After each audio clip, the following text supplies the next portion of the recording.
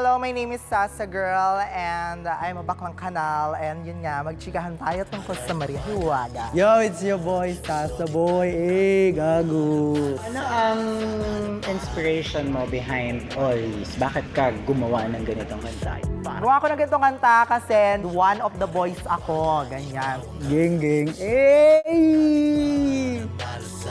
Ayun. Marami akong mga lalaki talaga na mga kasama na nakikinig ng hip-hop. So, na-impluensyahan din nila ako. Kaya siguro kanal-kanal, yung mga nakakaskwami ng mga kanta. Wala lang, sabi ko nga chill vibes, tapos yun.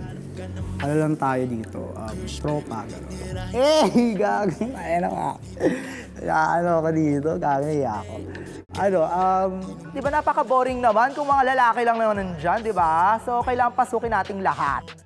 So, bakit Maria Hiwaga ang title ng kanta? Siyempre, ano yun, gago. Ano pong Maria. inspiration niyo sa Maria Hiwaga? Ganda ng kanta na yun, gago. Solid. Next question. Maria Hiwaga bilang isang trans. Ngayon ay gusto ko gumawa ng hip-hop song para sa akin. Siyempre, it's Sasa Boy. Eh! It's Sasa Boy! Eh! Gago, sira ako talaga. Sorry ah. Yun na yung highest form ko. Nalabas mo yung tunay na ikaw, yun si Maria Hiwaga. The highest form of yourself. Kung ano yung pinaka kinakanta nila, kinanta ko din pero as bakla. Pwede kami sa hip-hop.